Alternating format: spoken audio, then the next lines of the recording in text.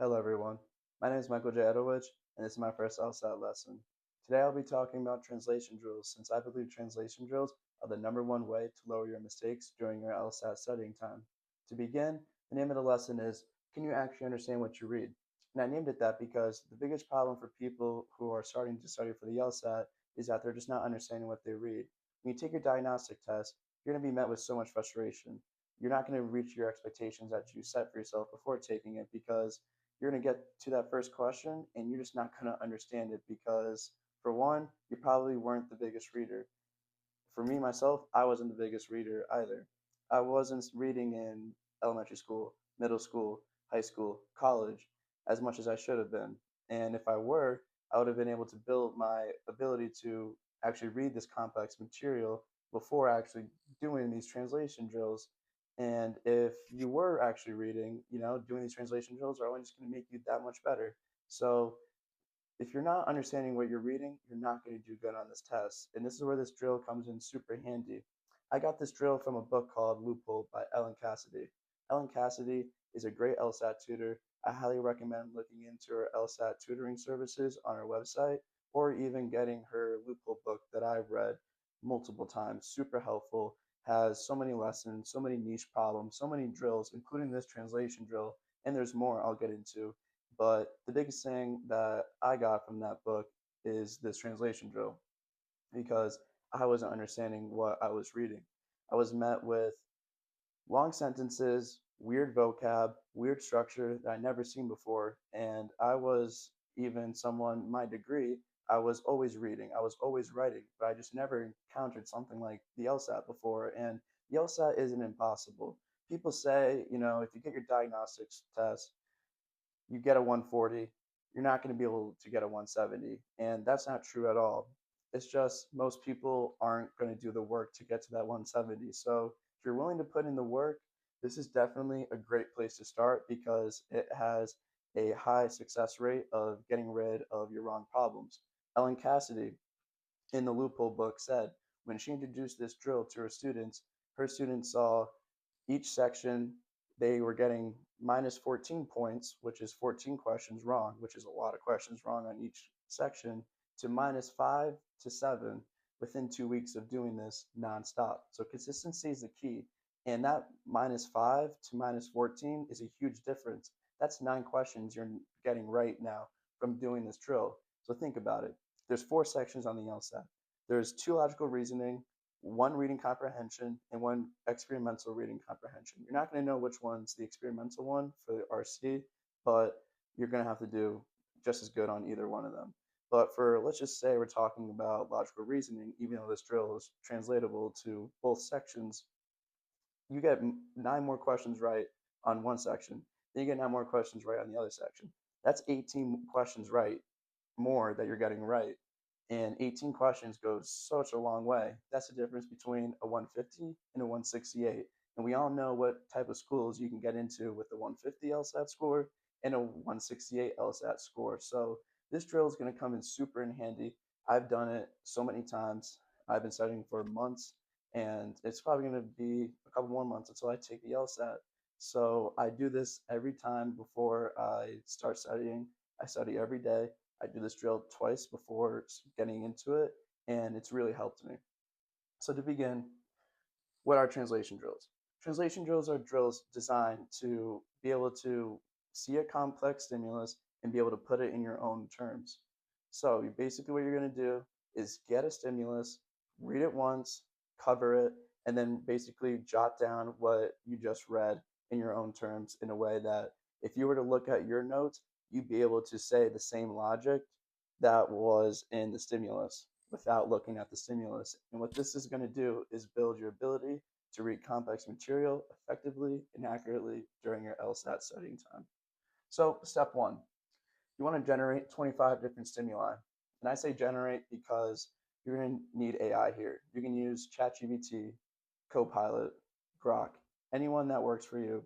And you're going to put a prompt in there that's going to give you 3 to 5 sentence long stimuli, 25 of them, low to mid difficulty at first. You're not going to want to start at a super high difficulty because you want to work your way up. You might go through this drill the first time super quick, super easy. You might get a good score. Then you can just go up from there.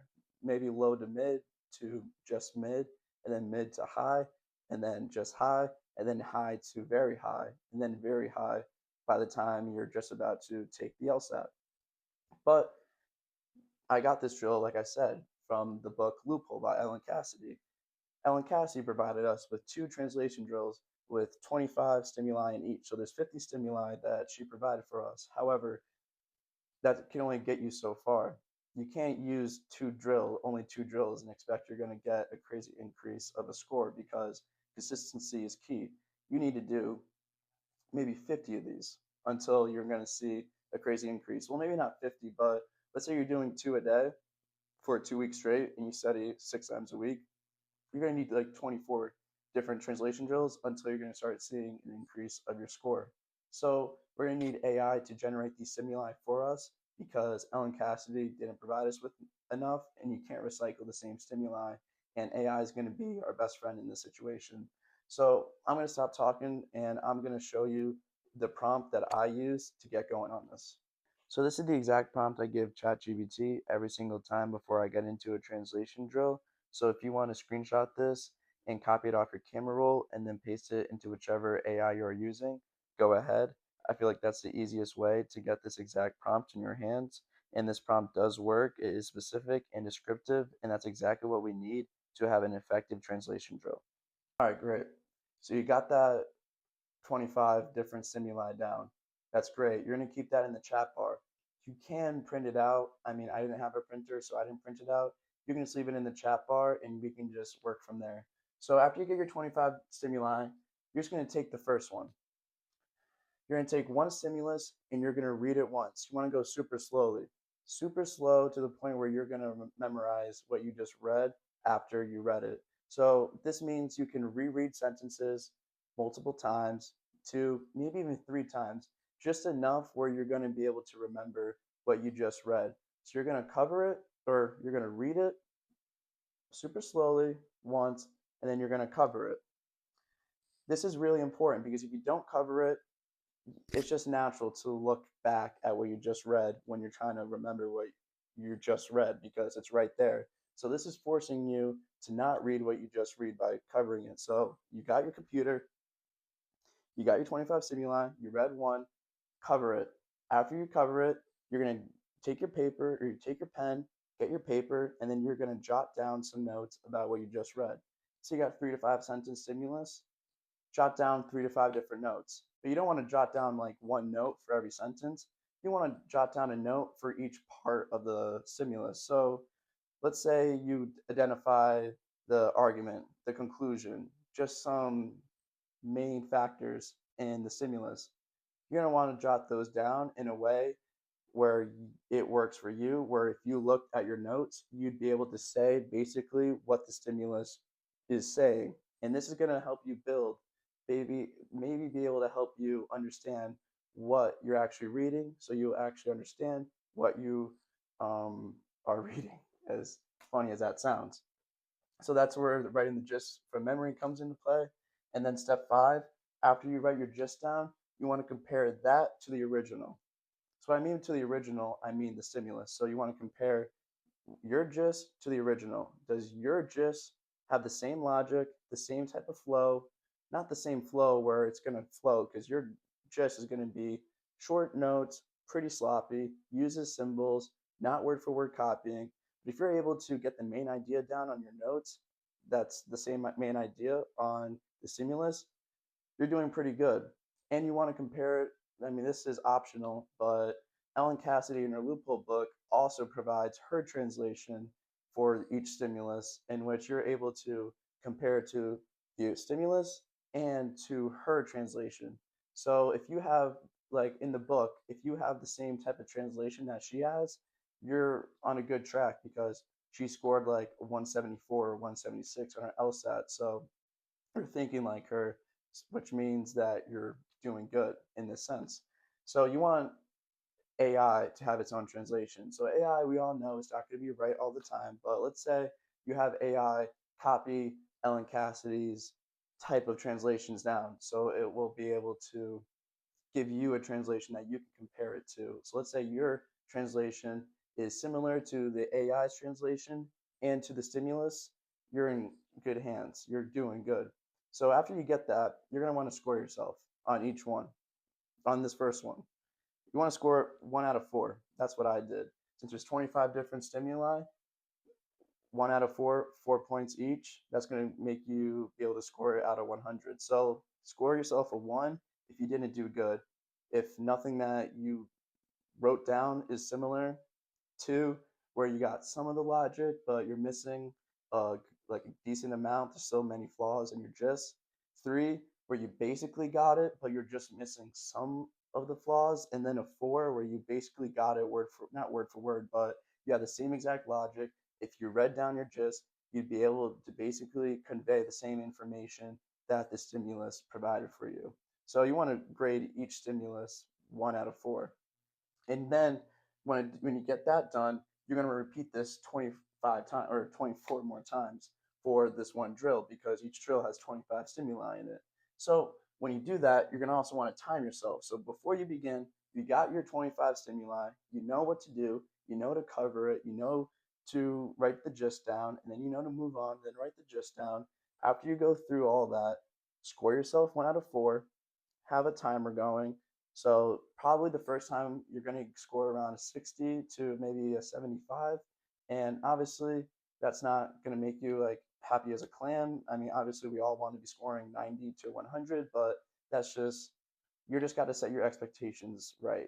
Like I said, the diagnostic test. Don't set your expectations so high to begin with, because most people we gotta build up to where we want to get to. There's no guarantee. There's no quick ticket to get to the top. I mean, you see on I even see all these ads on Facebook, TikTok, Instagram, where people are just guaranteeing 165 plus, and these ads imply that people are going to put in the work. Most people aren't going to put in the work. Most people are going to see the amount of work you have to put in to get into that law school you want to get into, to get that LSAT score you want to get into, and it's going to deter many people, which is why getting into law school is so challenging, because the material you need to comprehend, to understand, to get in there is just so complex. So most people are just not going to do it. So there's no quick ticket to doing this. You're going to have to build your way up. But over time, I promise you, doing this drill, it's going to help you. I'm not guaranteeing you're going to get minus 15 or plus 15 more points on each section if you're getting 15 questions wrong in 2 weeks. It might take you a month, 2 months, but if you're not willing to put in those 2 months worth of work, just stop watching this video and like go do something else with your degree, because this isn't for you. Getting into law school is for people who are willing to put in the work and to shut up and basically just put in the time needed. So when you get this down, you're going to keep a log of your score. So let's say you scored a 60, took you 45 minutes, put in an Excel sheet, put in your notes, put in your phone notes, whatever works best for you, doesn't matter. And then you put your date, and then you're going to want to do it probably 1 to 2 times before each studying session. So a good study session probably takes like 4 to 6 hours if you really want to get some good stuff going. And if you're studying 5 to 6 times a week, you're going to get around 10 to 12 logins for each of these drills. So just put down the date, translation drill 1, translation drill 2 of that date, put your score down and put your time. And if you're doing what I said, you're going to see an increase of your score and you're going to see a decrease of your time. So less time, higher score means you are on the right track. And yeah, that's how you do the translation drills. So the common mistakes that I ran into and I see other people running into is that they are rereading immediately. So that's why covering it up is so important, why I underlined it, because if you're not covering it up, you're naturally going to reread it. So let's say you read it and then you go to your notes, you write one, you get one jot down, and then the next one you you reread it just to see because you forgot. You're basically like, just throw that stimulus out, because that's not helping you at all. If you have to reread something on the LSAT, you're cooked, because time is so valuable on the LSAT, and we're not even taking the LSAT right now. Like, the LSAT time matters. This translation drill time like matters, but we're not trying to go for the lowest time off rip. We're trying to go for the truest time off rip. And everyone's different. For me, it took me like 45, 50 minutes my first time doing it, and I got like a 75%. Over time, 2 weeks, month and a half later, I was scoring like 90 to 95% in under 25 minutes. And that's kind of the goal you want to be at. So you don't want to reread immediately because that's not helping you at all. What you don't want to do, I mean, is translate word for word. So like I said, you want short, simple notes. You don't want to memorize what you're reading because on the LSAT, you're not supposed to memorize what you're reading because that's just taking too much useless energy out from you from actually being able to understand what's going on. You don't want to know exactly what you just read and be able to jot down word for word. Like cool, like that's pretty cool. Like that's on some like Mike Ross type of timing, but we're not trying to do that right now. What we're trying to do is be able to see complex material and translate it into simple material that's easy for us to understand. So if you're copying word for word, you got to stop doing that because that's not helping you at all. And you don't want to preserve complex writing. I mean, everyone's different. Everyone's IQ is different.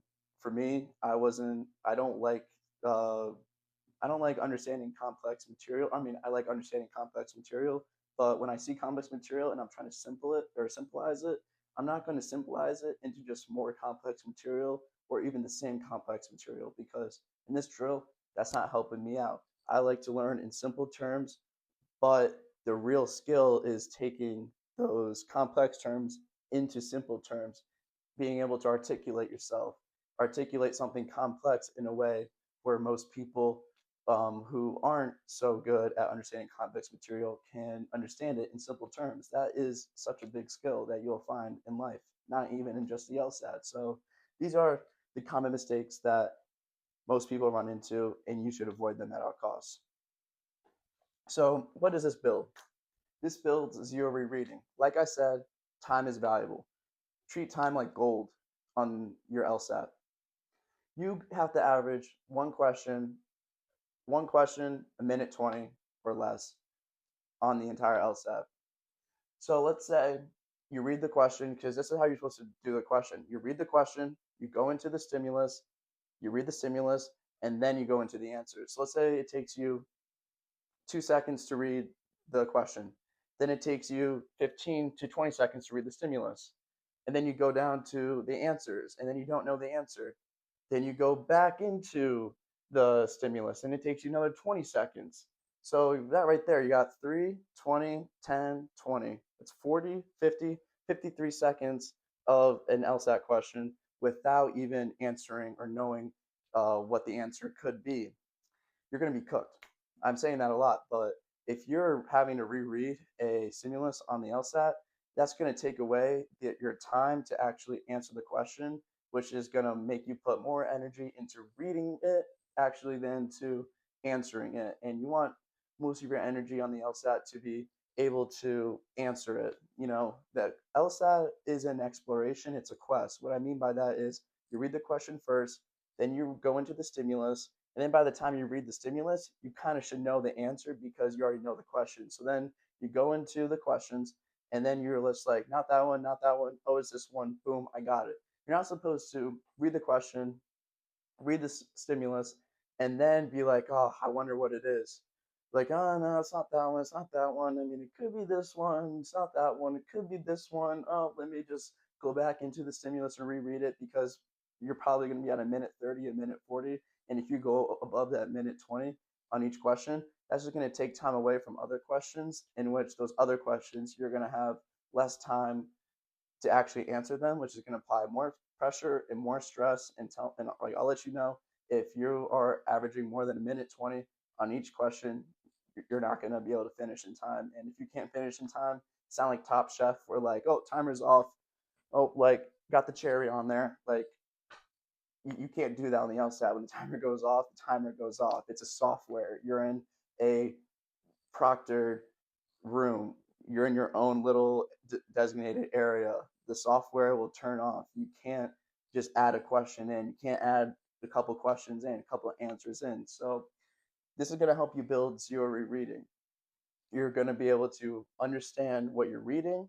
not have to go back into it because for months in advance, you were reading complex material and you were covering it, and then you wrote down the gist. So, so much repetition of doing that when you get to the real thing, you're going to be able to read that and you're not going to have to cover it. Your brain's just already going to know, boom, I already remember everything. Like I know what I'm supposed to look for. So that's what's going to help you build memory under pressure. Like I said, the LSAT is super stressful. There's going to be a lot of pressure on you because, like I said, the LSAT is 60% of your law school application. I mean, your GPA coming count, your resume, your letters of recommendation, your personal statements, those all matter. But the biggest ticket is your LSAT. So when you go into that room, you see all these other people taking all tons of different tests. Some people might be taking the LSAT as well. There's going to be a lot of pressure on you. And everyone can memorize anything if they have enough time for it. So when I was in college and I had a presentation, let's say on Friday, and I had everything, I had the whole script down, whole script ready for on Monday. That's like 4 days, 5 days in advance I had before I needed to give that presentation. So I'd get my script. I would, let's say if it was like 25 sentences long or 30 sentences long, depending on if it was a solo or group project. I would just write down like 2 to 5 sentences, 5 times each, 5 times each, 5 times each, until I memorized it and was able to recite it fully without looking at notes. And that's great. That's a good skill. However, you're not going to be able to do that on this test because you have such limited time where if you go over that time limit, like I was talking about, you're cooked. So this is going to help you build memory under pressure because it's going to take less stress, less energy to actually read what you're reading so you can better answer the questions better. So you're not in a stressful situation.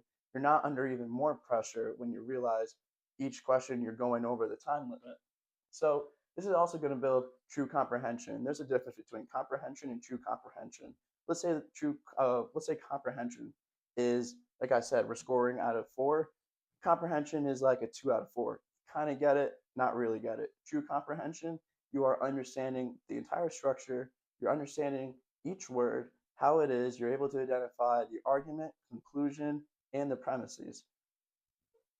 And quite frankly, you're not even going to have to understand every vocab word like on all these practice LSATs. You're going to find, or even just studying in general, you're going to come across words you've never seen before. And that's all right because if you do drills like this consistently, you're going to be able to bypass those super hard words, the super interesting, like just obscure words that you've never seen before because you get the gist of the sentence. So this is going to be able to build true comprehension, and that what is true comprehension is in this sense. It's also going to be able to help you increase your ability to read any complex writing. And I underline any because this is, like I said, it's translatable. Ellen Cassidy said her students were scoring better on the LR sections, but I bet they were also scoring better on the RC sections because treat RC as just a longer version of LR. RC is just reading comprehension section where there's 3 to 7 paragraphs worth of stimuli, but they're all just stimuli that are all just connected together with the same plot, basically. So if you're able to understand a logical reasoning stimulus, you're going to be able to understand reading comprehension stimuli. So it's definitely translatable in that sense, but this doesn't just stop at the LSAT. It's going to keep going to complex material in any means by reading even news articles that you might not understand, even like text messages for that matter. Any type of writing, this is just going to help you better understand the gist of what you're saying. Because if you don't understand what you're reading, that means you just don't know how to put it in your own head. So by doing this consistently, you're going to be able to understand how to see what you're reading and be able to understand that simply in your own head. So it doesn't just stop at the LSAT. Just keep doing this. Do your time studying for the LSAT. And for people who aren't even studying for the LSAT, this drill is going to help you too. If you see you're struggling reading, understanding what you're reading, it's even going to build charisma and your confidence in your ability to speak. Because if you're trying to explain something complex, you're going to be able to articulate that in a simpler way where other people are going to be able to understand you. And that in itself is super important, and you're going to understand that. Because think about even politicians for that matter. They're talking about complex situations, complex geoeconomic issues, and most people aren't going to understand that.